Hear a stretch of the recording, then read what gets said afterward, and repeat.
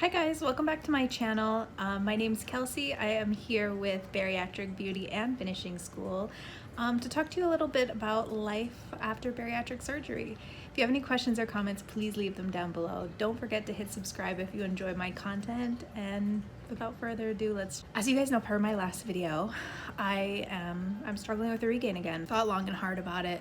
You know, I made the other video kind of talking about where it came from, and it's one of those things where no matter what you do, you can't escape it. It's like I have been over certain things with my doctors, with my close personal friends who have also had bariatric surgery. I've talked about it with my family, with my boyfriend, you know, and spent a lot of time doing some self-reflection, trying to figure out kind of exactly where to go and what to do and how to make more permanent change, because I am 11 years out and I've had 3 regains, and yes, they're tied loosely to other things like a pregnancy and this severe injury, but at the same time, it's like naturally thin people go through pregnancies, they go through injuries, they go through all kinds of things and don't have this level of a regain or a weight gain. So I was trying to think, you know, do I have a poor relationship with food? Is that it? Do I not understand what I'm doing? Is that it? And what it ends up coming down to for me is that I have to listen to my body. So, you know, I always tell you guys, if you want to lose weight, the key to losing weight is 3,500 calories. That's a pound. So burn 3,500 calories or eat at a 3,500 calorie deficit and you're going to lose weight, right? So what I need to remember is that my resting metabolic rate is significantly low. I mean, if I want to compare myself to other people, woe is me, it's low. But at the end of the day, I want to lose weight, not Shirley down the road. And so it doesn't matter what Shirley down the road's resting metabolic rate is. It matters what mine is. And I know mine's low, so I have to eat lower calories and burn more. I also have to remember that I am susceptible to water retention and I have to watch my sodium intake. So a lot of other people don't have that problem. So when I say, oh, well, it's just so hard for me, because no, it doesn't matter how hard it is. It just matters that that's the facts and that's where we're at in my body. So those are harsh realizations that you kind of have to accept. For a long time, I spent a lot of time saying, it doesn't matter. I just need to do what I need to do to have success. And while that's true, I think it does matter, and you do have to take into account your different physiological and medical conditions, and then tweak accordingly, not blame accordingly. And that's a big one for a lot of people. It was for me in my pregnancy, it was for me after that, and it is now. So I have to be really careful what I eat and drink. I try to stay around 800 to 1,000 calories, which is high, given that my resting metabolic rate is so low. But I want to start off slow. I don't want to try and shock myself back into doing the right thing and then finding it too hard or getting sick or getting headaches and all that other bullshit that goes along with it. I want to stay at a pace that I can maintain forever. And that's the key to this. The key to this is not to lose weight and get back down to a certain size, although I would like to fit into my old skinny jeans, yes. I want to develop a plan for my life and habits for the rest of my life. So that it's not going to be 6 months down the road, 6 years down the road, and I'm making another video saying, hey, I've gained weight again, or I've lost too much weight, or whatever the problem is. So that's where we're at. I filmed some videos this week of me like food prepping. They're just kind of crappy videos, so I may or may not include some footage of these in here. I may overlay some. I am just home now from kind of a day out, and I am having my protein coffee, which I did make a video on the channel. So if you guys are interested in how to make protein coffee, guys, it's super easy. Take a scoop of protein powder, put it in a cup. Put in like 2 or 3 tablespoons of almond milk. I don't measure it, I just dump in a little bit of almond milk. Mix it up until it's all dissolved. Put it under your thing, or if you have a coffee pot, stir in your hot coffee. You're done. It's not hard. I don't have any clumps in mine. There's a little bit on the back of the spoon, but it doesn't clump up. It doesn't curdle as long as you stir it first with some milk or some water or whatever. I keep forgetting that the camera's not over here and it's over here, so I'm sorry if I look all crazy like I'm looking off into introspective space or whatever. So that's where we're at. I'm also still following the 2B mindset. I'm just tweaking it a little bit. I've decided that for breakfast, it doesn't make sense for me to add in the carbs, although I get the rationale for it, I get the thing. For me and my body, it just makes more sense for me to have my protein coffee and then around 11 have more protein, whether it be in a yogurt. To be honest with you, I just have another protein coffee. I just use a lighter caffeinated brand or type or whatever. So I'm not, crazy, but that's what works for me. And then for lunch, I've been doing the Asian saute from bariatric eating. It's basically like a little freeze-dried packet with some soup mix in it. And it has like little vegan meat pieces. They're, vegan, so they're not really meat. It tastes great. So you just add some hot water to that, let it sit for a couple of minutes. It's kind of like the old school. I used to make ramen, or you can make it in the microwave as well. I've been having that for lunch. Afternoon snack, I usually have a protein shake.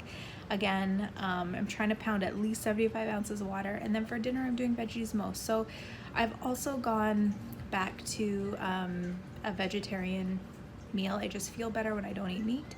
So I usually saute up half a bag of frozen veggies and pair that with like a Morningstar like burger patty or meatballs, or sometimes I just have a big plate of veggies and call it a day.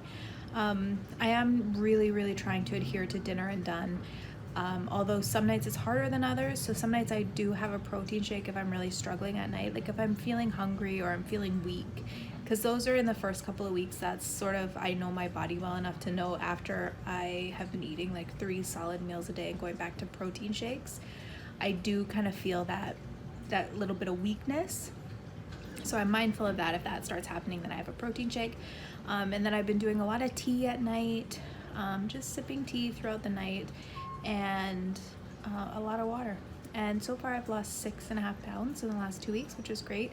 We all want to see that first 10 pounds, but the 2B mindset has really taught me just to focus on 2 pounds at a time, and that makes it a lot easier, a lot more tangible, a lot easier to swallow. Plus you get to celebrate way more often. And what does celebration mean for me?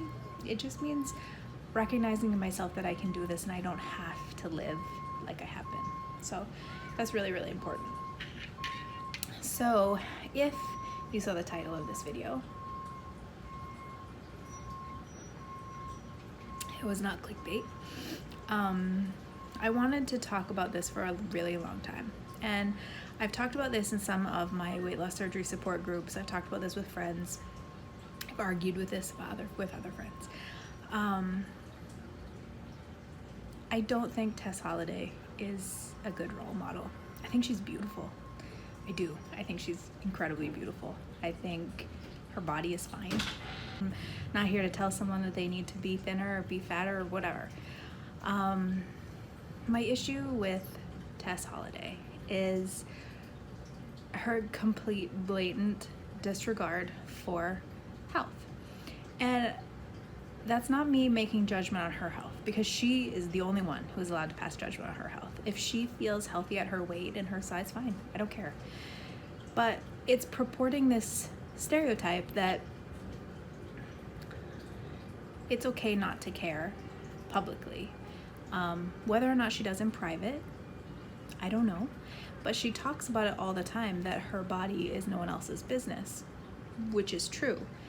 But being, over 300 pounds, she's not very tall, it will 100% guaranteed cause health problems. And if she's willing to be someone who speaks out about this, because there are several plus size women in the public eye who don't talk about it. She is like the biggest person who talks about, this is, body positivity. I love my body. No one should be able to tell me what to do with it. Well, no one needs to tell her what to do with it. But if she's going to talk about her health being none of anyone's concern, then you can't turn around and pretend like it doesn't matter. I'll tell you, at 60 pounds heavier right now, I'm not near her size. I have been bigger than her. The medical ramifications of that are huge, and I can feel it. My heart has to work a lot harder. I breathe heavier. I can't do as much. I can't walk as much. My body hurts. like all of my joints, my knees, my hips, like regardless of my injury, which also hurts worse and has definitely gotten worse because of the weight gain. It's hard, you know, like I'm 4'11", dragging around an extra 60 pounds. Like if you're a mom and you have kids and you have like a 6, 7, 8-year-old, throw them on your back and walk around. That's theoretically what I'm walking around with. And to say to people, my body is not your concern, that's fine.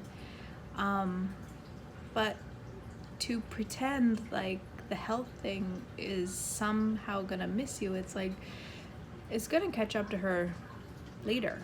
But what she needs to say is, at this point in my life, I don't care.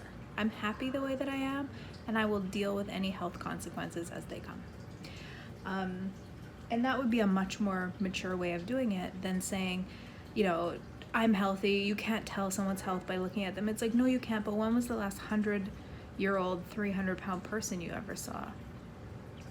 When was the last 70-year-old, 300-pound person you saw? Get what I'm saying? Like, you know, and the reason why, you know, you see these extremely overweight elderly people, like, ask them how their quality of life is. You know, I'm not concerned with trying to make everyone thin or everyone needs to have weight loss surgery. In fact, I think if you can avoid having weight loss surgery and you can be healthy on your own, do it, because weight loss surgery is hard and the whole journey afterwards is hard. But I think that those of us who put ourselves out there, you know, if I didn't make YouTube videos, I wouldn't feel obligated to talk about it. But because I make YouTube videos about weight loss surgery, being healthy, I feel obligated to tell you guys, you know, weight loss surgery is not the only way to be healthy, but being 400 pounds at 4'11" was 100% the wrong way to be healthy. Did I love my body? Yep. Did I think I looked good? Yep. Did I walk very much? No. I mean, I went to the gym, I ate okay, you know, it wasn't like I was sitting around stuffing Twinkies in my mouth or anything like that. There were a lot of contributing factors to me gaining all that weight. The number one was that I ate too much, too often. And now that I've been on the other side and I see how much better my life can be as far as like pain and mental, like the mental shift you go through losing weight, it's not so much like an emotional thing. I'm literally talking about my brain feels clearer. You know, you eliminate so much of like the stigma that you feel like you have to shoulder from society, and it sucks, right? Like it sucks that we have to hide ourselves or you know, brace ourselves as obese people for comments or hurtful things. But at the same time, we can't just ignore it, right? It's one of those things, like, body positivity is not going to take away it hurting your feelings when someone calls you fat. It's not going to take away that feeling you feel when you can't fit into your favorite pair of jeans anymore. You know, body positivity is going to help you to love yourself, and I 100% believe in that.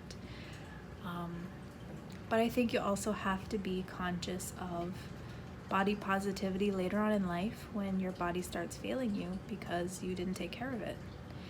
And I feel like that's where Tess Holliday is missing the mark. I think she's a beautiful person. I think it's incredible to see a plus size woman who is making such a huge impact in the modeling community. As a former plus size model myself, I think what she's doing is groundbreaking, and she's a pioneer, and she should be celebrated for that. But I just wish that when talking about health concerns and her health regarding her size, that she was a little more honest. And the thing is I don't know her, I've never met her, so maybe she thinks she is being honest with herself. Maybe that's what she really believes. In that case, who am I to pass judgment on her? But I can tell you from experience that what she says isn't true, and that's that.